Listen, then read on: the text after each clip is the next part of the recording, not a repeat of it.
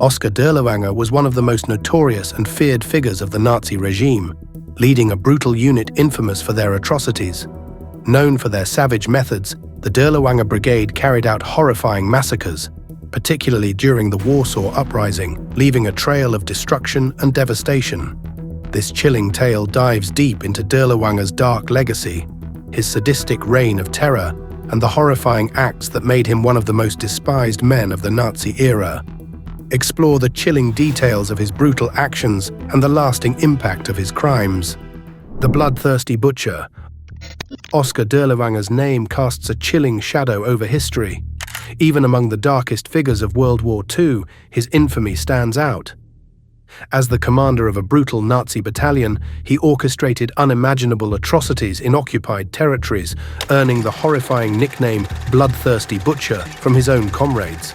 But what made Dirlewanger so uniquely terrifying that even his fellow SS officers were appalled? Dirlewanger's reign of terror wasn't confined to orders issued from the safety of a command post. He personally participated in the torture, abuse, and execution of prisoners, often taking sadistic pleasure in these acts. His unit was likened to a gang of marauding criminals rather than a military division notorious for their barbarity. This wasn't simply war, it was cruelty elevated to a disturbing art form. Yet the roots of this monstrous man are traced back to an unremarkable upbringing. Born in 1895, Dirlewanger initially followed a path that seemed ordinary. He joined the German army in 1913 and fought in World War I. His service took him through Belgium and later to the Eastern Front, where the collapsing Russian army and the vast ethnic diversity he encountered left a deep imprint on his worldview.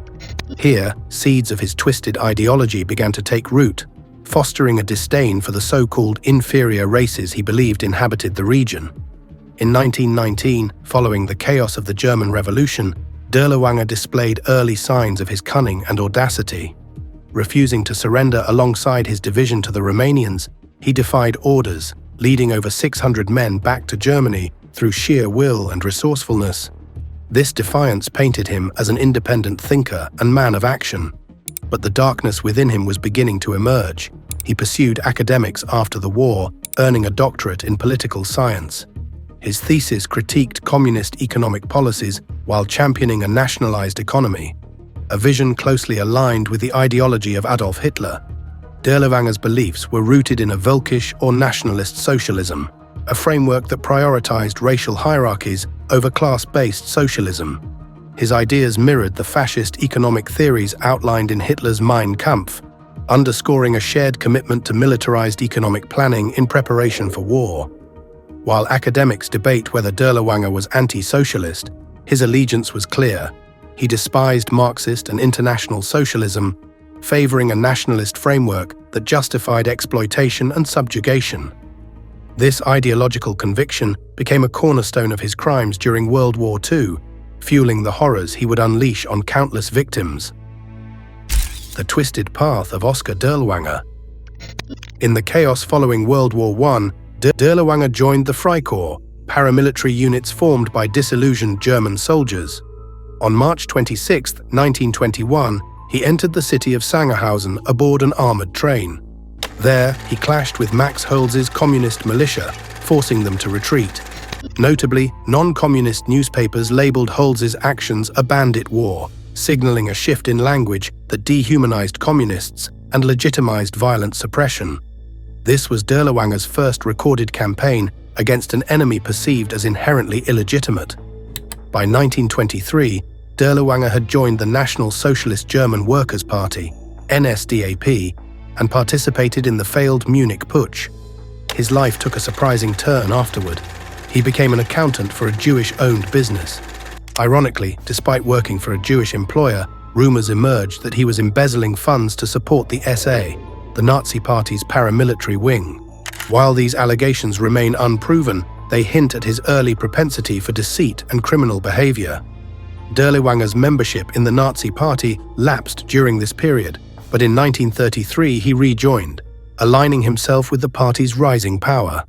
By 1933, he was employed by a Nazi-affiliated labor agency. However, his past began to catch up with him.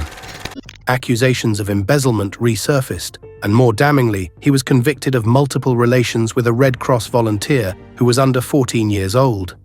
In court, Dirlewanger claimed ignorance of the girl's age, but medical evidence dismantled his defense. He was sentenced to 2 years in prison, stripped of his academic doctorate, and socially disgraced. Upon release, he protested the revocation of his doctorate, but his pleas fell on deaf ears. His protests landed him briefly in a concentration camp, a bitter irony for a man aligned with the Nazi regime.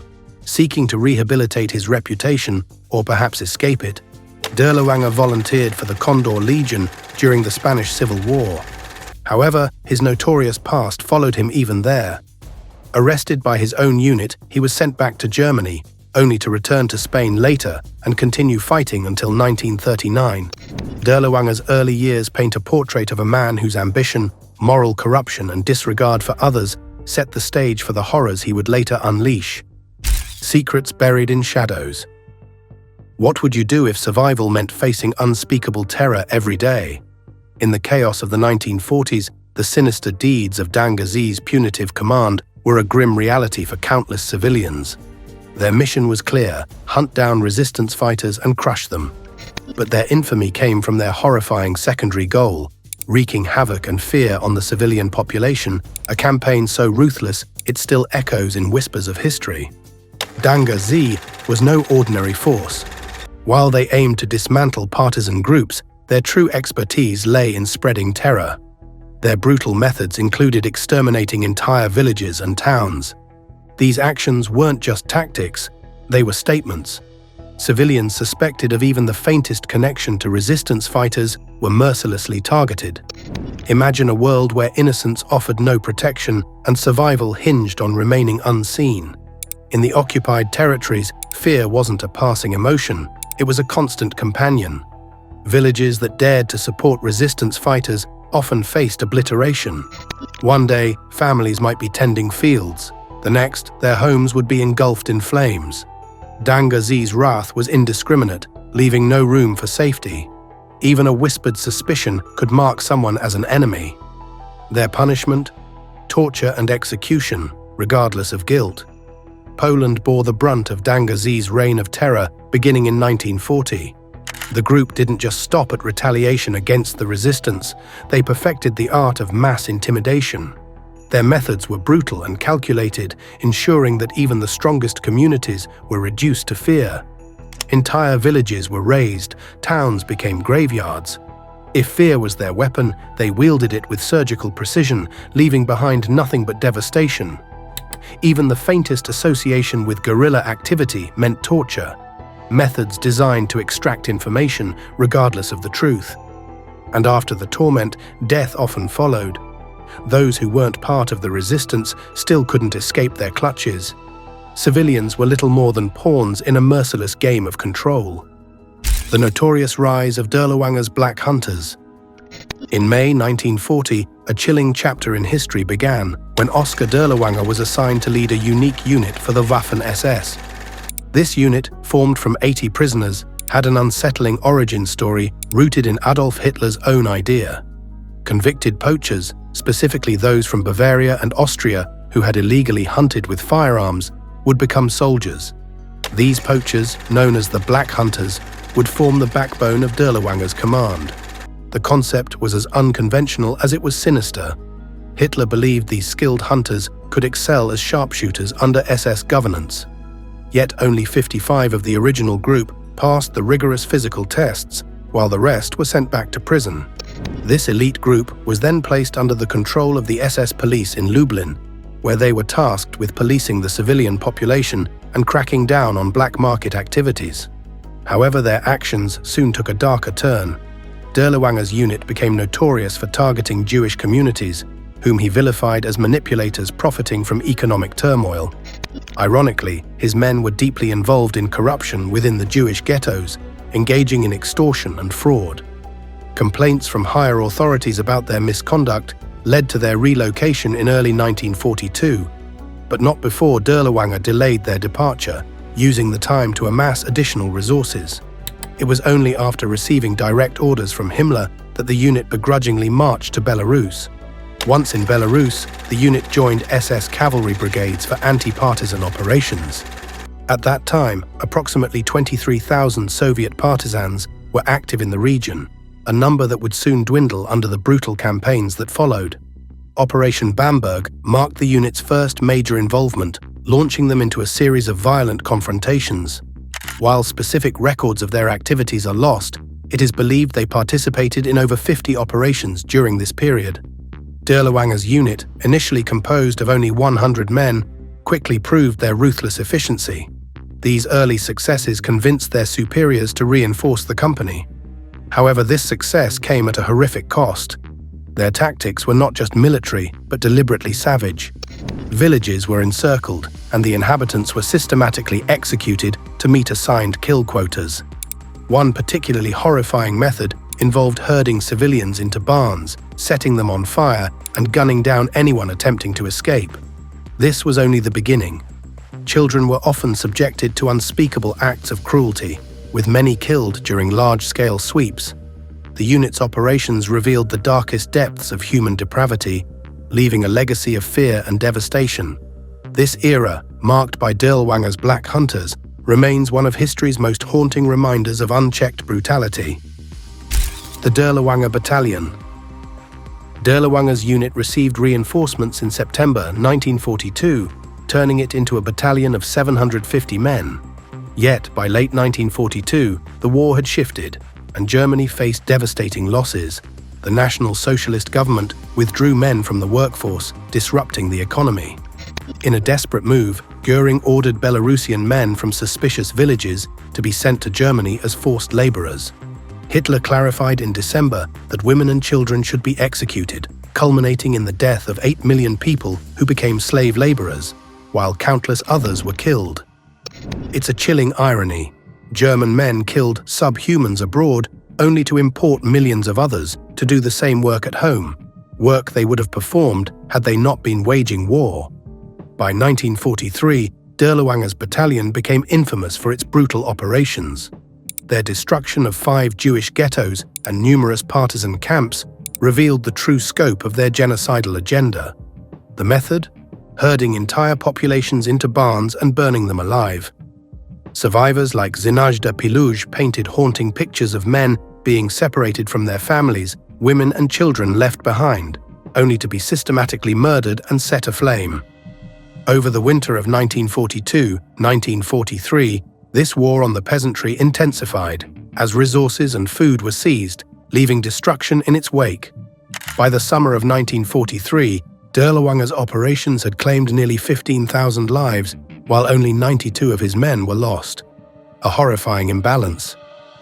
Dirlewanger unit's role in Operation Bagration. In 1943, the notorious Dirlewanger unit carried out horrifying operations, sending civilians into minefields, resulting in nearly 3,000 deaths.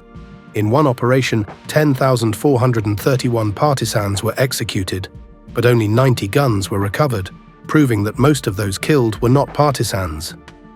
Estimates suggest that only 15% of the victims were actual members of resistance movements. The Dirlewanger unit burned 10 villages in February 1943, leaving behind no cartridges or projectiles, indicating the victims had been trapped and burned alive in barns. By July 1943, Dirlewanger's unit was bolstered by 321 Volksdeutsche recruits from camps like Dachau and Buchenwald. These new recruits were primarily criminals, burglars, thieves, and those with a violent past, and some were even considered psychopaths. The original company stayed intact, while the newcomers formed 2 additional companies, turning Dirlewanger's battalion into a regiment. In March 1944, Dirlewanger was reported to be selling Russian women, with one chilling radio transmission declaring the price of a Russian woman as 2 bottles of schnapps. Ingrau's accounts reveal the brutal treatment of these women, marked with blows, whips, and cigarette burns, as though they were mere objects. The Dirlewanger unit played a key role in Operation Bagration, beginning on June 22, 1944. In just 36 months in Belarus, they were responsible for more than 30,000 deaths. By the time they withdrew, only about 100 men remained. German anti-partisan operations targeted 5,295 villages and other localities, burning many to the ground. Roughly 350,000 people were killed, the majority unarmed, including 30,000 Jews.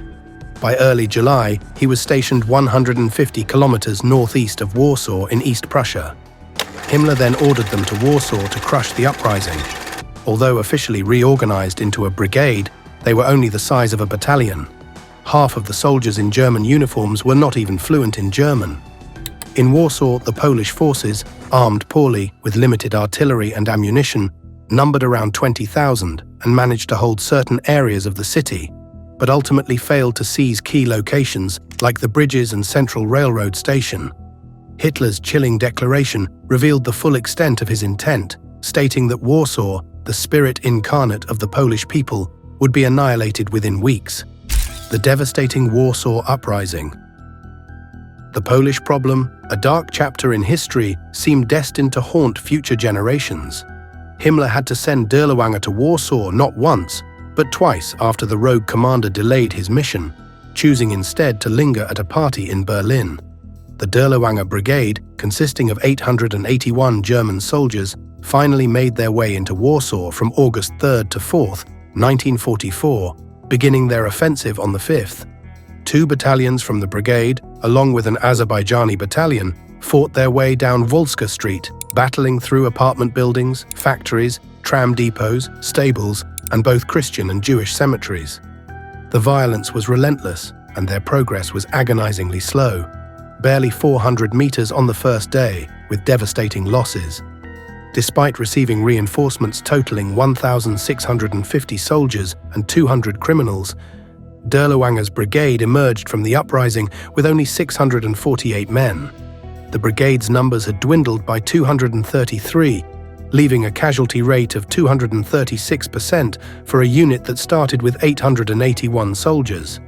It was no surprise, considering reports described the Dirlewanger Brigade charging forward, intoxicated on vodka, screaming "Hurrah!" only to be cut down by the determined Polish forces. This reckless and desperate approach, once effective against partisans in Belarus, proved fatal in the confined urban battlefields of Warsaw. The dense terrain and the overwhelming number of insurgents ensured heavy casualties. In truth, while some members of the brigade were experienced in brutality, none were frontline trained soldiers. They were ill-prepared for the ferocity and strategy of the Polish insurgents. Under Himmler's orders to destroy Warsaw by any means, shooting both combatants and civilians, burning homes, and eradicating entire neighborhoods, the Dirlewanger Brigade left behind a trail of destruction. Terrified civilians, trapped and deceived by the false promise of evacuation, were herded into courtyards. There they were lined up against walls and executed. Witnesses described how Germans hurled grenades into basements, killing those who tried to hide. The city, once vibrant, was reduced to ash as entire neighborhoods burned. The haunting sight of mothers clutching screaming children at upper-floor windows, unable to escape the infernos, became seared into history. Many chose to leap to their deaths rather than face the flames. These chilling images, though difficult to witness, stand as a reminder of the horrors inflicted upon Warsaw. Warsaw Uprising atrocities. During the chaos of the Warsaw Uprising, horror unfolded on an unimaginable scale. Corpses were piled high, drenched in petrol, and set ablaze. Lives were extinguished in ways that defied humanity. Some burned alive, while others were used as human shields. Desperation gripped parents as they clung to their children, pleading for mercy. But the SS and Dirlewanger Brigade imposed a reign of terror, forcing families apart with gun barrels and merciless actions. The Dirlewanger Brigade, infamous for their brutality, stormed through the Orthodox children's home in Volska, leaving death and destruction in their wake. One eyewitness recalled how children were ripped from their mother's arms and thrown into the flames, a scene that became all too familiar during those dark days. Reports from both German and Polish witnesses confirmed the horrors. One survivor vividly described being taken to a factory with her 3 children, all of whom were shot and killed execution style. Bleeding and heavily pregnant, she lay among the dead, unable to speak through her tears. The atrocities were systematic, carried out not by rogue units but as part of a larger German mentality of domination and repression. Civilians were branded as enemies of the Reich, with one German soldier reportedly justifying the murders, claiming that the victims had brought their own fate upon themselves.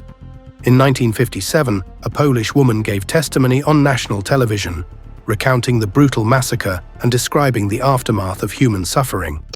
The Dirlewanger Brigade was responsible for at least 12,500 civilian deaths in just 3 days, with thousands more slaughtered throughout the uprising. The massacres in the Wola district became one of the largest single battlefield atrocities of the war. Even within the ranks of the SS, there were moments of internal resistance. A non-commissioned officer from the brigade, horrified by what he witnessed, wrote to Himmler asking to be relieved from the unit. But despite such disapproval, Dirlewanger himself was rewarded by Hitler, who praised his actions. The horrors continued as the brigade was sent to Slovakia, only to be disowned by their fellow SS members, who viewed Dirlewanger as ineffective and disobedient. By December 1944, the brigade had expanded, recruiting men from concentration camps, including former political opponents of the Nazi regime. The unit's fate was sealed in Hungary when Soviet forces, armed with superior numbers and tactics, overwhelmed them. Dirlewanger, weakened by illness, was replaced. The brigade was rebranded as the SS 36th Division, but by the time the Soviets pushed towards Berlin in 1945, only around 50 men remained of the original 6,000. The fate of Oskar Dirlewanger remains uncertain. After his capture, his fate became shrouded in rumors of escape or revenge killings by Polish guards. Though his body was confirmed decades later, the brutal legacy of the Dirlewanger Brigade and the monstrous atrocities they committed continue to cast a dark shadow over history. Their story remains a chilling reminder of the horrors of war and the depths of human cruelty. Thank you for watching. Stay tuned for more mind-blowing stories.